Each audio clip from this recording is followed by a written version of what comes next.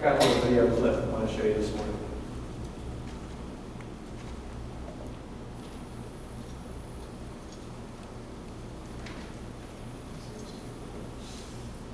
Go home! Go home!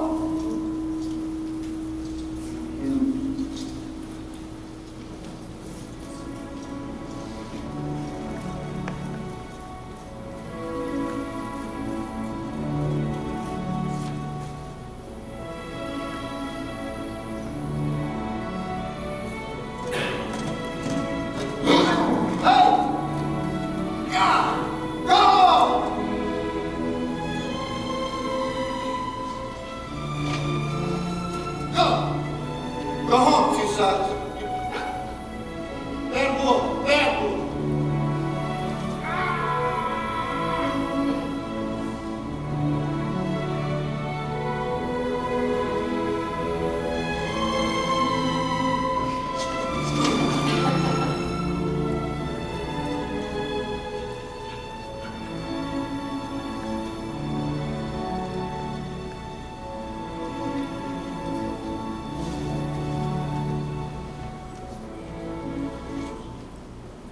So how many of you are familiar with the movie Dances with Wolves? Anybody? A classic, been around about 25 years. I was 10 years old when the movie Dances with Wolves came out. And it had an incredible impact on my life. Like many of you, I grew up in elementary school with a whitewashed version of history, where we talked about how the Pilgrims and the Indians worked together. We would just kind of glance over the fact that we attempted to exterminate an entire race of people or built our nation on the backs of slaves. But when I saw this film, it sparked my curiosity to begin to study the ways of the Native American people. And I see in John Dunbar this incarnational way. Those of you who are familiar with the story know that he leaves the Civil War after being injured, and he goes out on the western frontier. And there, in isolation, he learns to live off the land, and he befriends a wolf that he calls Two Socks. And so this scene is where he literally gets his Indian name, Dances with Wolves, from the Indians. And actually, it's through being in relationship with those Native American people that he finds there that he discovers his true identity for the first time.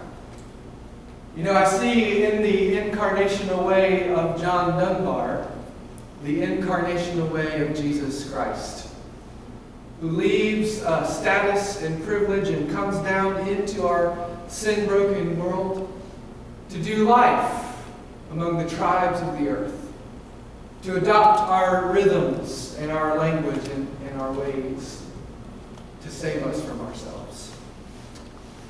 See, Jesus dances with wolves too, and so should his church. Grab your Bibles, we're going to need them this morning. Heavenly Father, we thank you for your word. It is a light into our path. It is a mirror that shows us who we are. It's a revelation, oh God, that shows us who you are. So we pray that this would not simply be time of just another church service, but we come humbly seeking an encounter with you. We ask that you would cause these words to burst forth from the page and live and dance in us in incarnate ways. We ask, O Holy Spirit, that you would breathe upon your scriptures and bring them to life in our midst. That you would give us the strength to not simply be hearers of the word only, but doers also. It's in the mighty name of Jesus we pray, and all God's people said, Amen. Why is it that people are leaving the church in the United States in droves? Why is it that the largest growing demographic in the West is the nuns and the nuns? Now, I'm not talking about the nuns as in the Catholic nuns. I'm talking about the N-O-N-Es, those who on a survey report no religious affiliation. Or the duns. These are the ones who've had an experience with the church or an experience with Christianity. There are about 30 million of them now, but who have left the church. Why is it that so many people are leaving the church like it's a stinky sheep pen?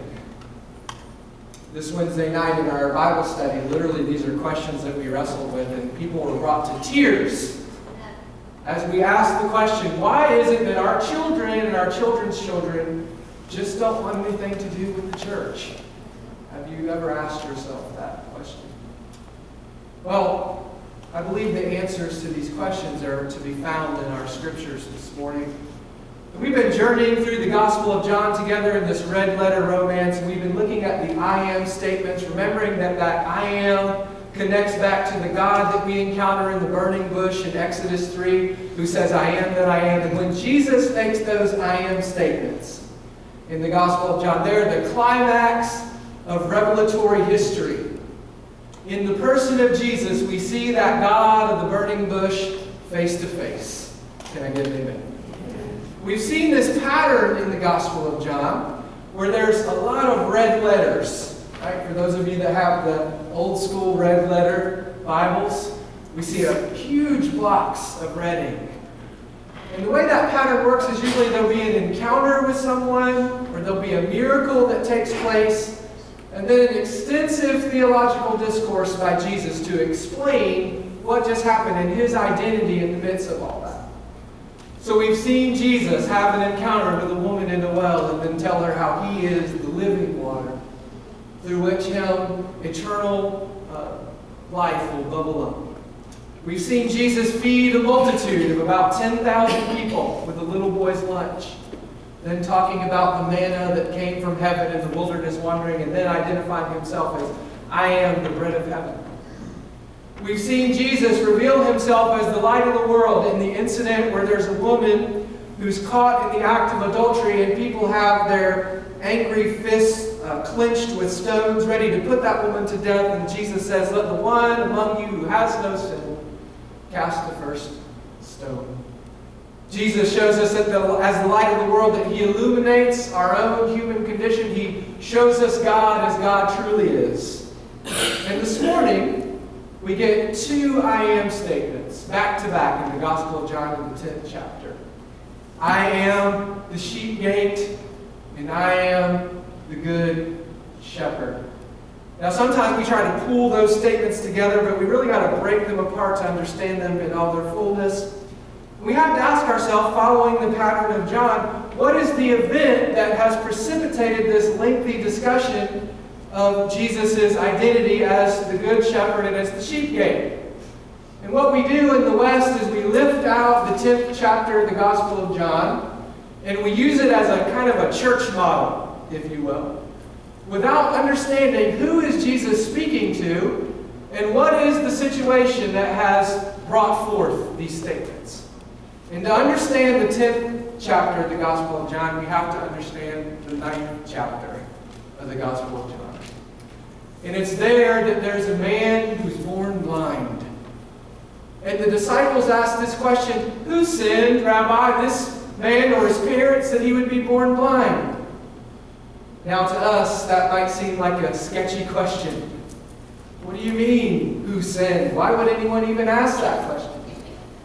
Well, in the theological paradigm of the people of Jesus' day, they literally believed that the sins of the fathers were visited on to the next generation, and that sin passed through. And if you were born with some kind of defect or some kind of deformity or some kind of ailment, it was because God cursed you.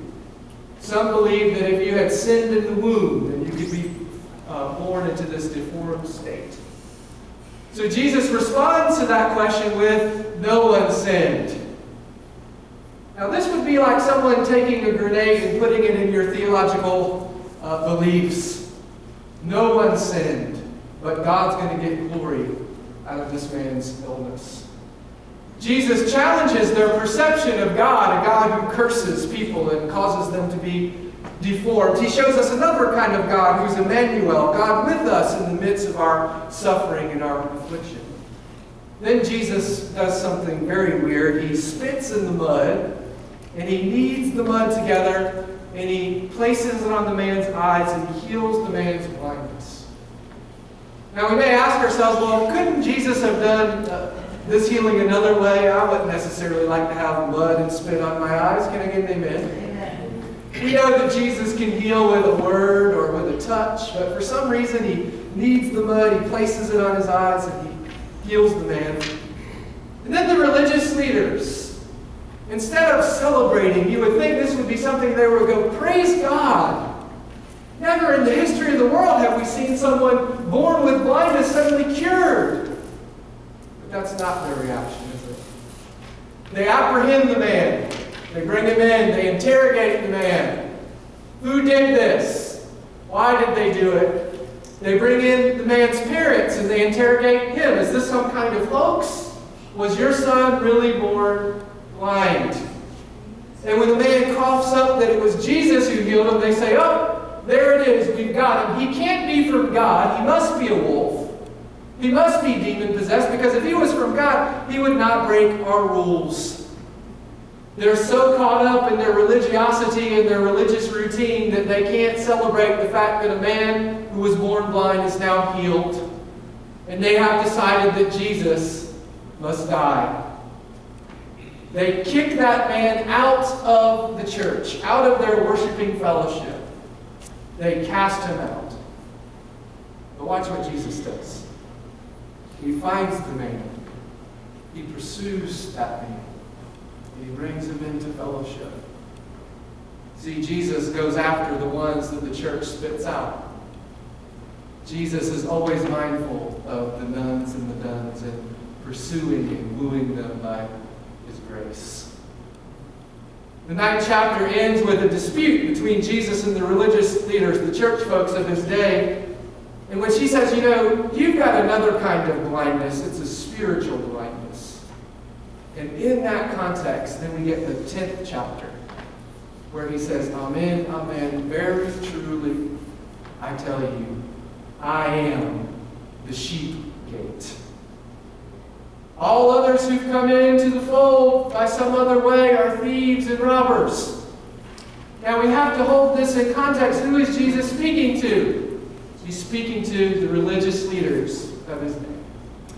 And he says, I am the sheep gate. Now obviously he's reaching back to that ancient practice of shepherds who would literally be the gate for their sheep pens. They would sleep in the entranceway to protect the flock.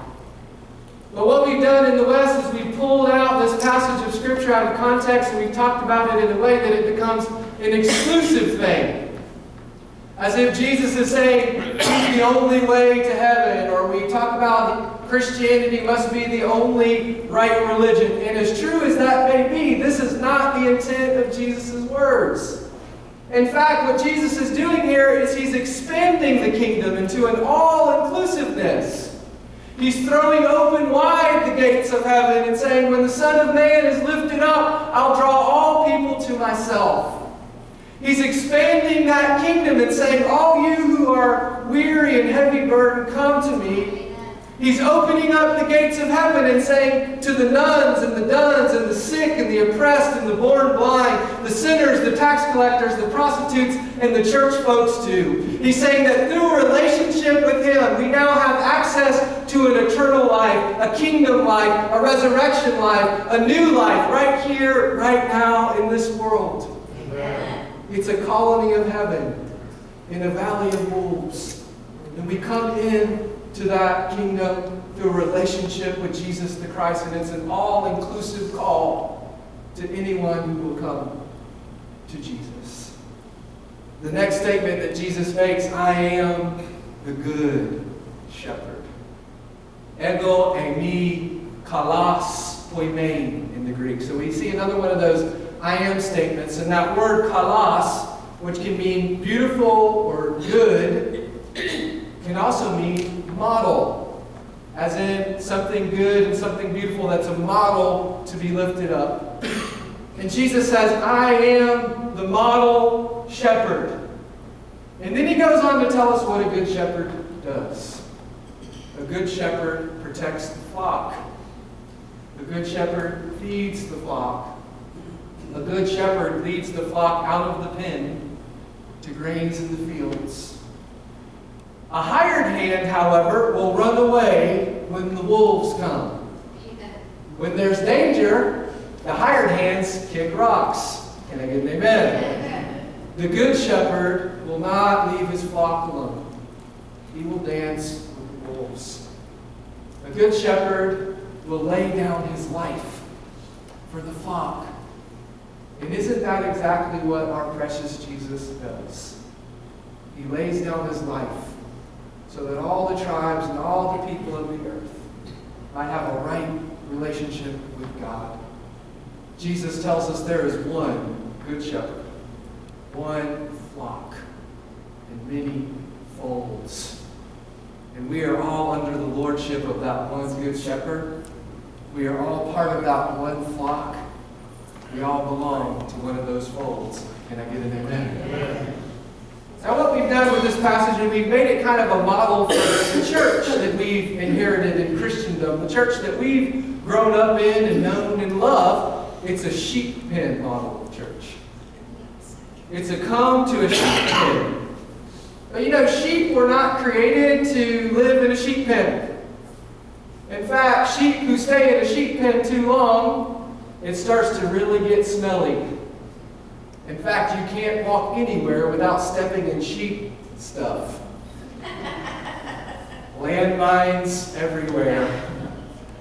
In fact, sheep who stay in a pen too long start to eat each other.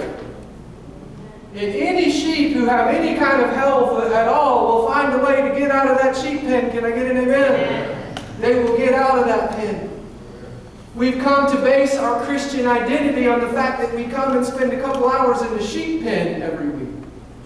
Rather than we base our Christian identity on following a good shepherd out into the fields and dancing with wolves. We've created a model of sheep with a professional minister who's paid to do the ministry and everyone else comes to consume it. But this is the opposite of what Jesus is proposing in this teaching. Good shepherds don't create sheep. Good shepherds create more shepherds. Can I get an amen? And there's only one good shepherd, but we are all called to model our life after that good shepherd. We are all called to shepherd each other. That's not the job of a professional minister. That is the calling that we all have on our lives. In fact, the Church of Jesus Christ can never become what God's called it to be until we learn to deeply love each other, until we learn to shepherd each other. And what happens in our itinerant Methodist kind of system, we get a pastor that we love, and we center the life of the church around the pastor, and the church grows. Then we get a pastor who we might not love so much. You don't have to say amen. And the church declines, and the church decreases, because we're basing our identity not off the good shepherd, but off who our pastor is. But if we will grab hold of the identity that we are called to be a community of shepherds, modeling our life after the good shepherd, if we will follow him out of the pen into the fields, yes, it's dangerous work. Yes, there are wolves. But Jesus shows us that there are two different kinds of wolves. There are the wolves who are already in the sheep pen. Jesus calls them wolves in sheep's clothing. And then there are the wolves that we'll encounter in the world. And those wolves in sheep's clothing, who do you think they are in the context of this passage? They're the religious leaders. They're the people who believe they stand in the authority of God to say who can come into the church and who has to get out. They are the wolves in sheep's clothing. And Jesus dances with wolves. Throughout the entirety of the Gospel of John, that's what we see Jesus doing, isn't it? Jesus dances with the wolves. He's going back and forth, trying to help them understand who he is. And the Messiah that they've been waiting for has come. The I am that I am God that encountered Moses in the burning bush is right there in their midst. And Jesus places his life in the hands of the wolves. And they devour him. See, Jesus' way is not the imperial way. Jesus doesn't call down an airstrike or missile support. Jesus doesn't call down 10,000 angels to wreck shop on the religious establishment. Jesus loves and Jesus gives and Jesus invites them into a divine dance of grace, and they ultimately put him on a cross. We ultimately put Jesus on a cross because there's a little wolf in all of us. But Jesus dances with wolves. Jesus has a way of turning wolves into shepherds. Amen? Amen. Moses was a wolf. He took justice into his own hands. He murders an Egyptian and hides his body in the sand. But Moses encounters this guy in the burning bush who says, I want you to go to Pharaoh and tell him, let my people go. And God transforms Moses from a wolf into a shepherd who shepherds the people of Israel through 40 years of wilderness wandering, going nowhere fast. David was a wolf. He looked like a pretty good shepherd. Hand-picked shepherd boy, man after God's own heart, greatest king that ever was, solidified power between Israel and Judah. But guess what? David has the disease that we all have. It's called the disease of sin. It's called the disease of war. And David becomes an adulterer and a murderer when he kills Uriah the Hittite, the husband of Bathsheba. Paul the Apostle was a wolf. He was the dog, the bounty hunter of the ancient world. He was hunting down Christians and killing them until he encounters this one named Jesus on the road to Damascus who says, Saul, Saul, why are you persecuting me? And he makes him the apostle and shepherd of the Gentiles. Jesus has a way of dancing with wolves and making of them shepherds. Can I get an amen? Amen. For Jesus has done that with some of us.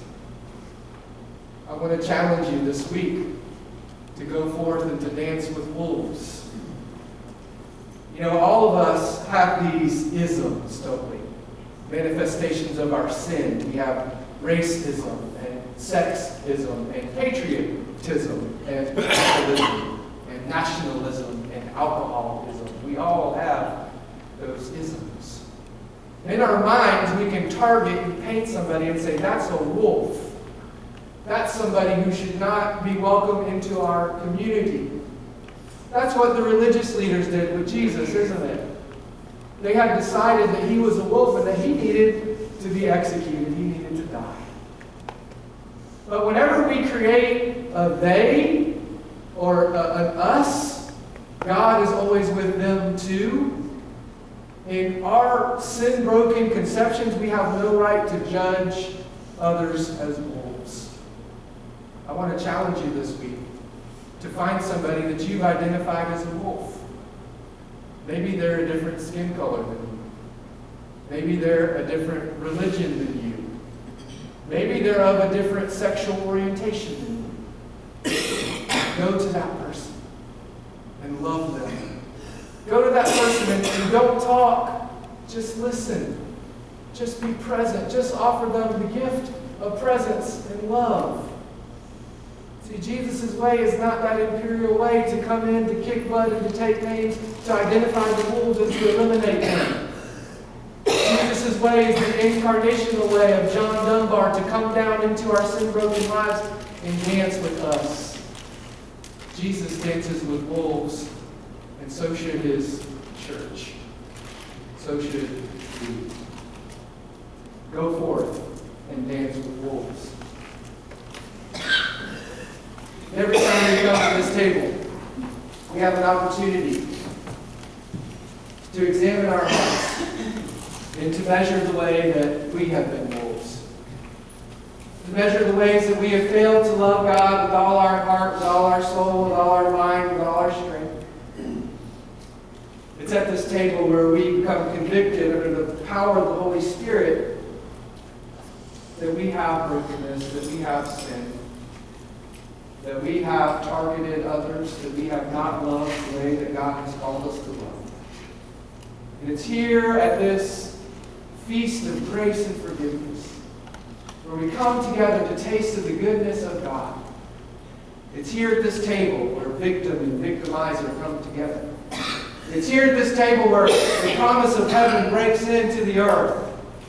The promise of the new creation that Jesus has inaugurated in his life and his death and his resurrection.